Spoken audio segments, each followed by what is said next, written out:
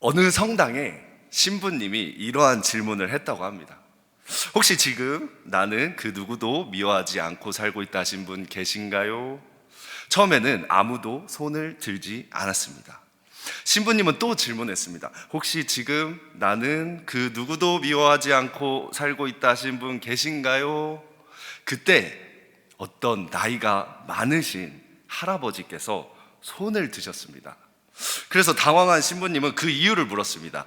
할아버지는 이렇게 대답했습니다. 나도 젊었을 때는 미워하는 사람들이 많았어요. 이런 아련한 할아버지의 이야기를 들은 사람들은 저 정도 나이가 되면 해탈의 경지에 이르러서 사람들을 미워하지 않고 살 수 있구나 하는 생각이 들었습니다. 그때 할아버지께서 이렇게 대답하셨습니다. 나도 젊었을 때는 미워하는 사람들이 많았어요. 근데 내 나이가 92이 되니까 걔들이 다 죽었어. 다 먼저 죽어서 미워할 사람이 없어.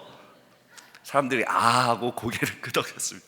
그렇습니다. 우리는 누군가를 미워하거나 불편해하며 살아가고 있습니다. 심지어 교회 안에서도 마찬가지입니다. 그렇기 때문에 오늘 여러분과 나누는 첫 번째 메시지는 바로 이것입니다. 교회는 성령이 하나 되게 하신 것을 지키는 공동체입니다. 자, 따라하겠습니다. 교회는 성령이 하나 되게 하신 것을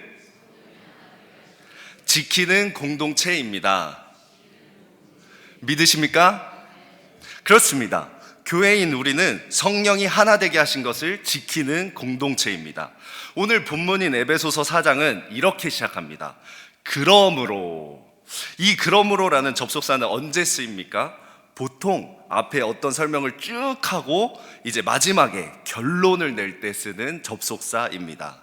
그러니까 오늘 본문 4장은 바울이 에베소서에서 가장 하고 싶은 얘기, 가장 중심이 되는 주장을 펼치는 내용입니다.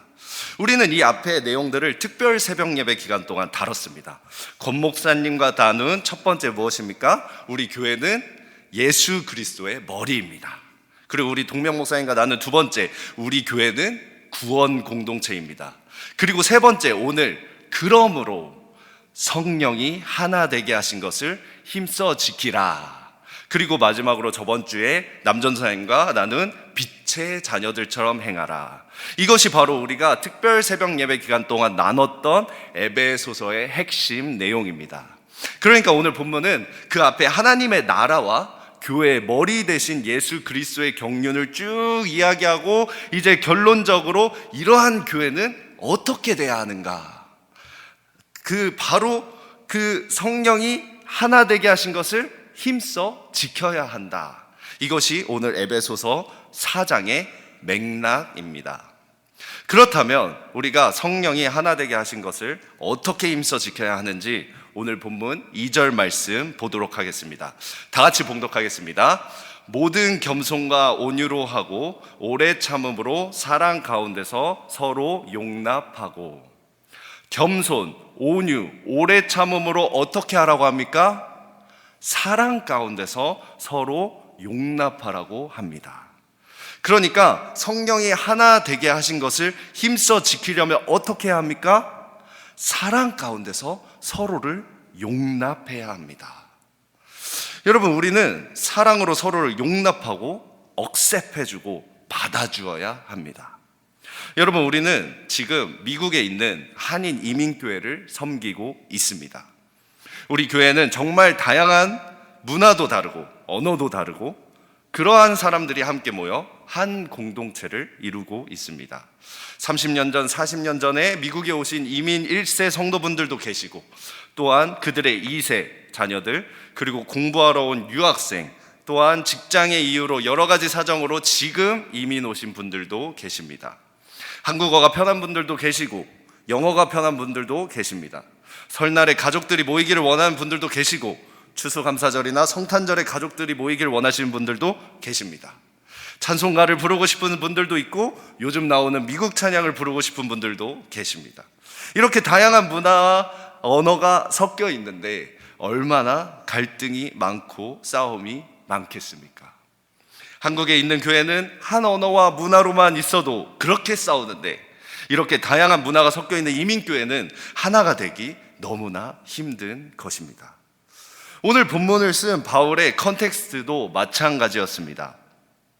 바울이 사역했던 안디옥 교회, 그리고 바울이 다닌 다양한 선교지의 교회들은 모두 이런 문화와 언어가 다양한 교회들이었습니다.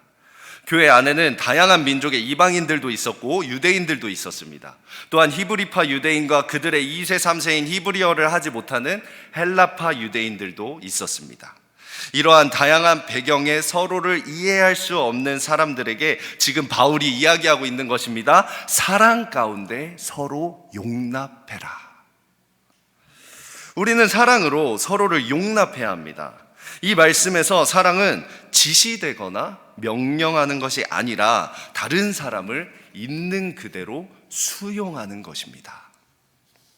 그러니까 나의 문화와 경험들 또는 교단적인 배경들, 자신만의 신앙의 기준들로 다른 사람을 함부로 판단하거나 정죄하는 것이 아니라 사랑으로 서로 이해해주고 배려하며 용납해야 합니다.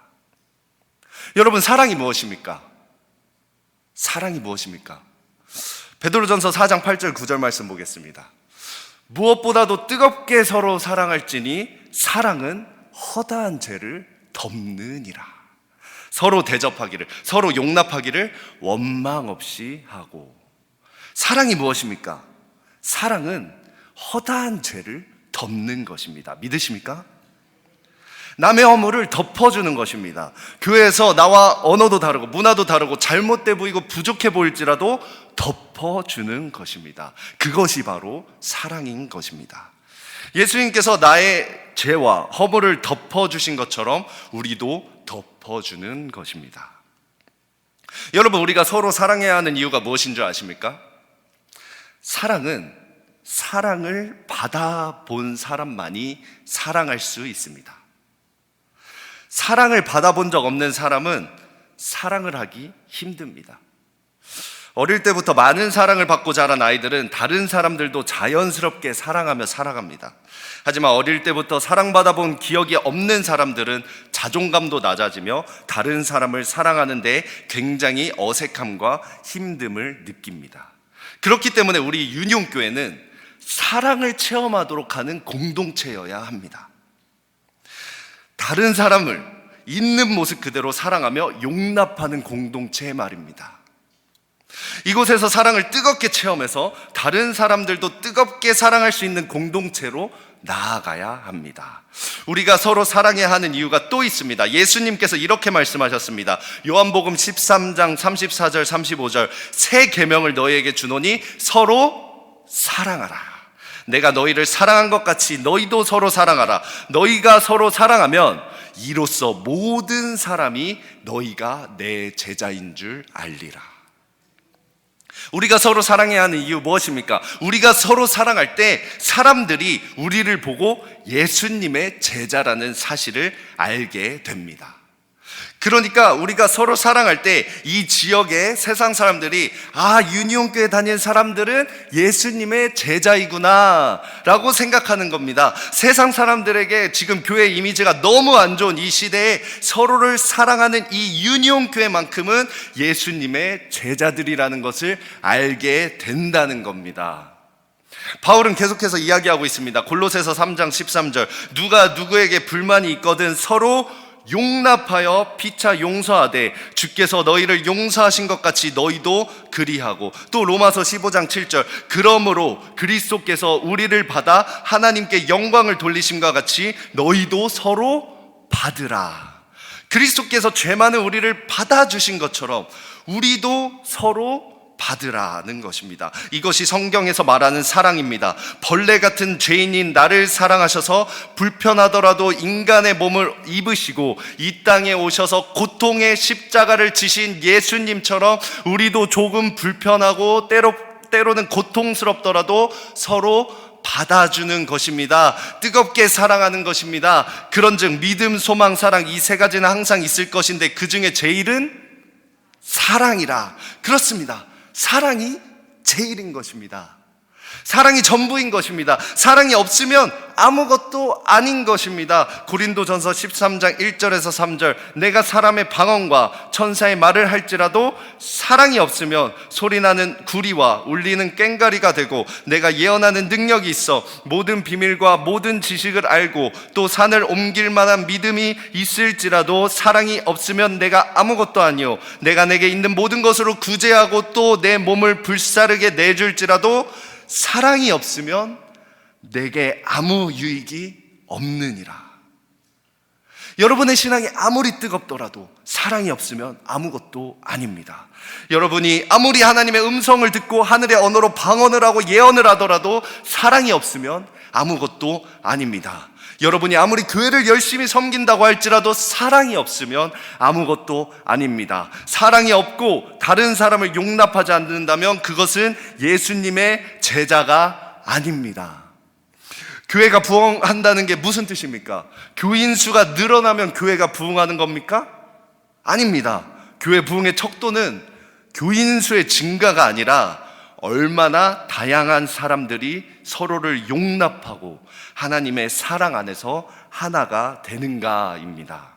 우리 유니온교회는 서로를 뜨겁게 사랑으로 용납하여서 성령이 하나 되게 하신 것을 힘써 지키기를 원합니다.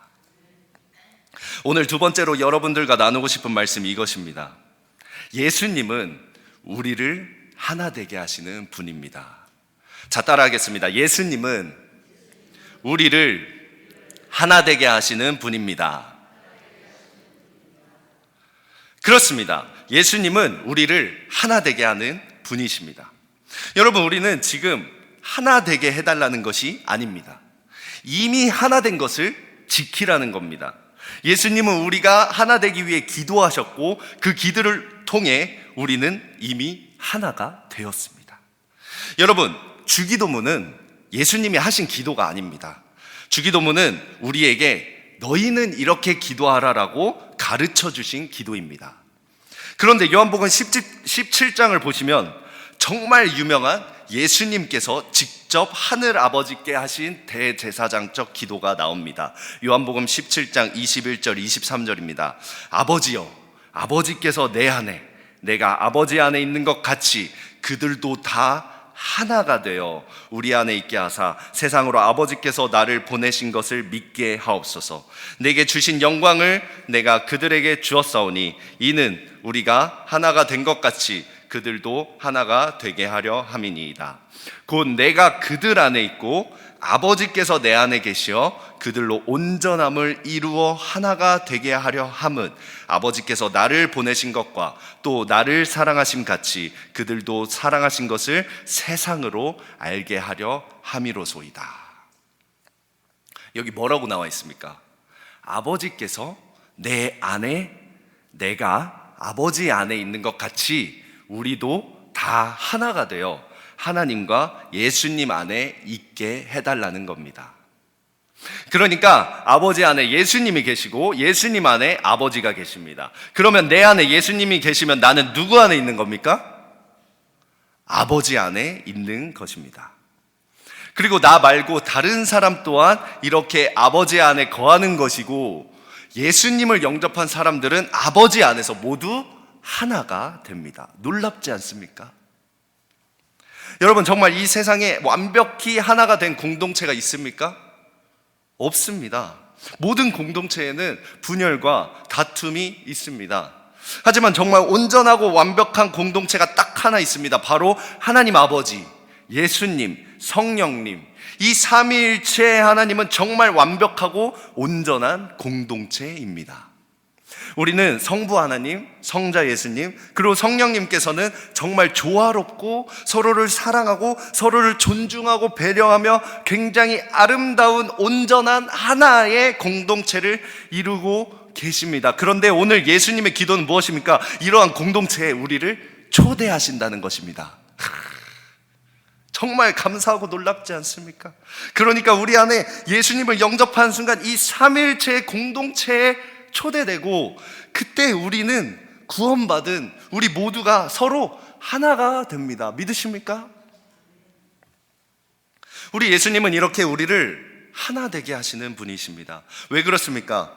예수님의 구원은 폐쇄적이고 배타적인 구원이 아니라 모든 사람들, 즉 언어가 다르고 문화가 다르고 인종이 다르고 교단과 배경이 다른 모든 사람들이 누릴 수 있는 보편적인 구원이기 때문입니다. 여러분, 예수님의 제자들을 보시면 정말 와, 우리 예수님 어떻게 이런 사람들 데리고 사역하셨을까? 그리고 어떻게 이 사람들을 예수님은 하나가 되게 하셨을까 하는 생각이 드실 겁니다. 예수님의 제자 중에 열심당원이었던 시몬 그리고 세리 마태가 있었습니다. 이 질롯이라고 하는 이 열심당원들은 그 당시 로마 식민지에 무력으로 맞서 싸운 가장 급진적인, 그러니까 옛날 우리 일제시대 의열단 같은 무장 독립단체였습니다. 그런데 세리는 완전 그 반대입니다. 세리는 세금을 걷어서 로마 제국에 갖다 바치는, 그러니까 일제시대라고 치면 친일파 같은 그런 사람들이었습니다. 여러분, 이 열심당원인 시몬이 볼 때 세리 마태는 어떤 사람입니까? 민족의 이름으로 즉결처분 대상입니다. 그런데 반대로 이 세리 마태의 눈에는 열심당원 시몬이 어떻게 보입니까? 정말 세상 물정 모르는 사람이라고 생각하는 겁니다. 심지어 이 당시 열심당원들은 세금 납부하는 것을 거부했습니다. 이 열심당원인 시몬과 세리 마태는 절대 하나가 될 수 없는 사람들입니다. 그렇지 않습니까? 하지만 이들이 놀랍게도 하나가 되어 예수님을 따라가는 제자가 되었습니다.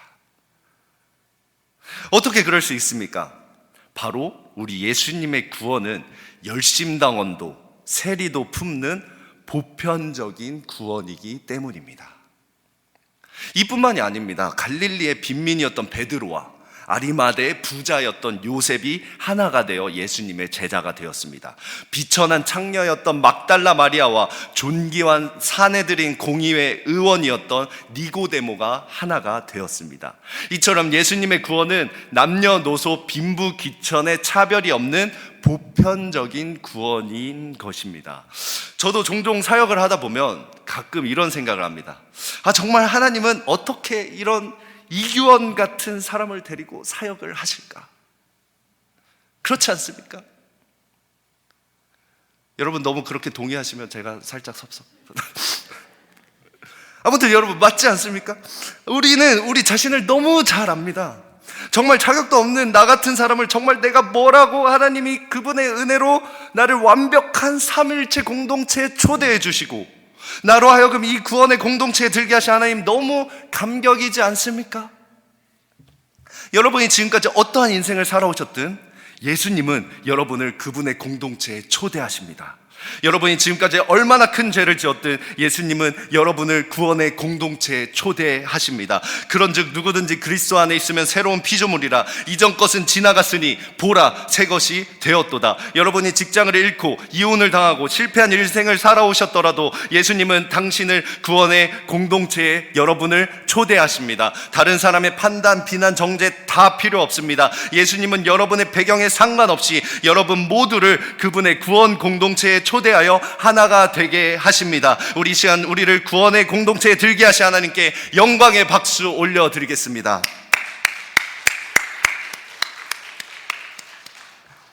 그렇습니다. 예수님은 우리로 하여금 하나 되게 하십니다. 이게 가장 중요합니다. 예수님은 우리가 하나 되기 위해 기도까지 하셨습니다. 여러분, 성경에 나온 이 땅에서 예수님이 우리를 위해 하신 유일한 기도가 바로 하나가 되는 것입니다. 그렇기 때문에 마귀는 계속해서 우리를 분열하고 서로 미워하게 하며 불편하게 만들고 있습니다. 그러므로 오늘 세 번째로 여러분과 나누는 메시지 이것입니다.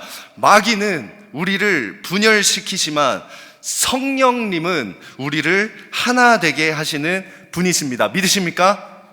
예수님에 이어서 성령님 또한 우리를 하나 되게 하십니다. 여러분, 우리가 성령 받아야 한다, 성령 충만해야 한다, 이런 말을 자주 하는데 도대체 성령 받았다는 증거가 무엇입니까? 우리가 성령 받는다는 것이 무엇인지 정확히 알려면 우리는 사도행전 2장 마가의 다락방에 임한 오순절 성령 강림 사건을 한번 들여다봐야 합니다. 한번 보겠습니다. 오순절 날이 이미 이르매 그들이 다 같이 한 곳에 모였더니 호련히 하늘로부터 급하고 강한 바람 같은 소리가 있어 그들이 앉은 온 집에 가득하며 마치 불의 혀처럼 갈라지는 것들이 그들에게 보여 각 사람 위에 하나씩 임하여 있더니 그들이 다 성령의 충만함을 받고 성령이 말하게 하심을 따라 다른 언어들로 말하기를 시작하니라. 호련히 급하고 강한 바람 같은 소리가 있었는데 마치 불의 혀처럼 갈라지는 것들이 각 사람에게 임했습니다. 그렇게 그들이 다 성령의 충만함을 받고 처음으로 나타난 현상이 바로 방언입니다. 외국어를 했다는 겁니다. 고린도전서에서 나오는 방언과는 다른 방언입니다. 이것을 본 사람들이 사도행전 2장 7절에서 11절에 이렇게 이야기합니다. 다 놀라 신기하게 여겨 이르되 보라 이 말하는 사람들이 다 갈릴리 사람이 아니냐. 우리가 우리 각 사람이 난 곳 방언으로 듣게 되는 것이 어찌 됨이냐. 우리는 바데인가 메데인가 엘람인과 또 메소포다미아 유대와 갑바도기아 본도와 아시아 부리기아와 밤빌리와 애굽과 및 구레네에 가까운 리비아 여러 지방에 사는 사람들과 로마로부터 온 나그네 곧 유대인과 유대교에 들어온 사람들과 그레데인과 아라비아인들이라 우리가 다 우리의 각 언어로 하나님의 큰 일을 말함을 듣는도다. 이게 지금 무슨 일이라면 수많은 유대인들이 전 세계 디아스포라로 흩어져 살고 있었습니다. 지금 미국에 사는 우리 자녀들이 한국어를 잘 못하는 것처럼 오랫동안 다양한 지방에서 살아온 유대인들의 2세, 3세들은 자신들의 언어인 아람어, 히브리어를 잊어버리고 그들이 거주한 지역의 언어를 사용했습니다. 그런데 이들이 유대교의 전통을 지키러 지금 예루살렘에 모여 있었습니다. 거기서 갑자기 성령님이 강하게 임했는데 이 성령 받은 사람들이 모든 언어적 장벽을 허물고 전 세계에 온 사람들이 이해할 수 있는 말로 복음, 즉 하나님의 큰 일을 선포했다는 겁니다. 언어적 장벽 때문에, 문화적 장벽 때문에 유대인 디아스포라 2세, 3세 그리고 이방인, 외국인들은 예수님의 복음을 듣지 못했습니다. 하지만 이 오순절 성령님의 강한 역사로 모든 전 세대가 하나님의 큰 일을 들었다는 겁니다. 오순절에 성령님께서 임하셔서 하신 역사가 모든 언어적 장벽을 허물고 예수 그리스도의 복음 안에서 하나가 되게 하신 겁니다. 여러분, 우리가 성령 받았다는 증거가 무엇입니까? 마음이 뜨거워지면 성령 받은 겁니까? 몸이 부르르 떨리면 성령 받은 겁니까? 저는 이렇게 생각합니다. 성령님이 우리 안에 임하시는 증거는 우리의 언어적, 문화적 장벽이 사라지고 서로 하나 되는 것입니다. 성령 충만한 교회는 이러한 장벽을 극복하고 소통하는 교회입니다. 저는 이러한 성령님의 역사가 우리 교회에 필요하다고 생각합니다. 오늘 본문 에베소서 4장 1절에 바울은 이렇게 이야기했습니다. 그러므로 주 안에서 갇힌 내가. 여기서 주 안에서 갇혔다고 하지만 바울은 사실 지금 정말로 감옥에 갇혀 있습니다. 왜 바울이 지금 감옥에 갇혀 있냐면 복음을 전하다가 핍박을 받고 감옥에 갇혀 있습니다. 여러분, 예수님의 제자들은 이 오순절 성령 강림 사건 전후로 엄청난 차이를 보입니다. 그 전에는 두려워하고 복음을 전하지도 못하고 숨어 있었습니다. 하지만 이 오순절 성령의 능력을 체험한 제자들은 180도 바뀐 모습을 보여줍니다. 성령의 능력으로 하나가 된 예수님의 제자들은 오늘 본문의 바울처럼 복음을 위해 갇히는 것을 두려워하지 않았습니다. 복음을 위해 핍박받는 것을 두려워하지 않았습니다. 예수님의 제자들의 사도들은 대부분이 순교하였습니다. 성경에 예수님의 제자들이 순교하는 모든 장면이 다 나와 있지는 않습니다. 하지만 다양한 역사적 기록과 전승에 제자들이 어떻게 순교했는지 전해지고 있습니다. 세베대의 아들 야고보는 예루살렘에서 칼로 참수당해 순교했습니다. 베드로는 로마에서 십자가에 거꾸로 매달려 처형당했습니다. 마태는 에티오피아에서 칼에 맞았다고 합니다. 예수님의 형제 야고보는 성전의 꼭대기에 던져졌습니다. 바돌로메는 아르메니아에서 산채로 살가죽이 벗겨져 죽었습니다. 안드레는 그리스에서 X자 모양의 십자가에 처형되었습니다. 도마는 인도에서 창에 찔려 죽었습니다. 빌립은 소아시아 지역 히에라폴리스에서 십자가형으로 죽었습니다. 요한은 끓는 가마솥에 던져졌다가 기적적으로 살아남았습니다. 알페오의 아들 야고보는 예루살렘에서 군중에게 돌과 몽둥이로 맞아 죽었습니다. 다데오 유다는 메소포타미아 지역 에데사에서 활에 맞았다고도 하고 십자가형으로 죽었다고도 합니다. 열심당원 시몬은 페르시아에서 그 톱에 켜 죽임을 당했습니다. 마띠아는 에티오피아에서 손도끼에 맞아 죽었습니다. 여러분, 이렇듯이 예수님의 제자들은 성령님이 하나 되게 하신 것을 힘써 지키기 위해 이렇게 순교하였습니다. 성령님은 우리를 하나 되게 하시는 것뿐만 아니라 우리에게 성령의 능력으로 담대히 복음을 전파하게 하십니다. 성령님은 우리로 하여금 더욱더 많은 사람들이 구원의 공동체에 초대되도록 하십니다. 이렇게 성령이 하나 되게 하신 것을 힘써 지키며 성령의 능력으로 어떠한 고난과 핍박이 몰려와도 복음을 전하는 우리 모두가 되시기를 주님의 이름으로 축원합니다.